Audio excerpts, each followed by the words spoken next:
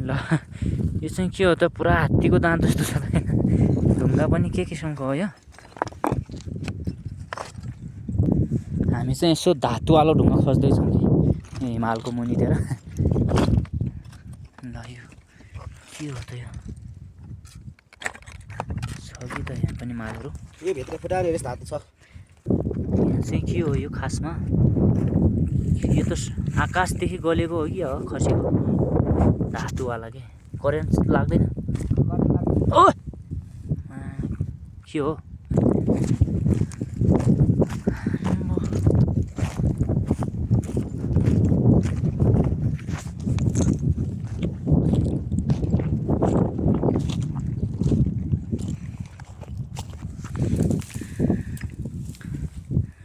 केरा हो चना के हिमाली भेगको चनाहरू ल यो पनि धातुवाला ढुङ्गा हो कि होइन यो सोना है सोना भन्दा पनि यो के तामा जस्तो छ त यार ल टक्क धातुवाला ढुङ्गा भेट्यो अहिले चाहिँ धातुवाला हो कि ल सुन जस्तो छ त फेरि होइन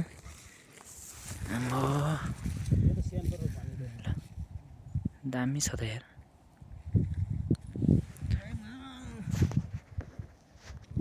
ल सुन जस्तो सुन पाइयो यार सुन यो त पक्का सुन हो प्यालो कलरको होइन ल हल्का देखिरह नि यहाँ यो प्यालो प्यालो हिरा हो कि खासमा यो खतरा छ त यहाँ ल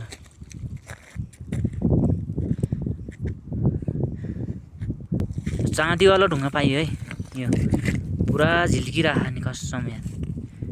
यस्तो ढुङ्गा रहेछ यहाँ डायमन्डहरु भएको के हिरा हिरा हो कि डायमन्ड हो यो खासमा ल दामी छ है यस्तो यस्तो ढुङ्गा रहेछ कि यहाँ सिसा सिसै जस्तो पर्दै पर्दा भएको के यसमा निक्लिन्छ होला है ल निक्ल्यो निक्ल्यो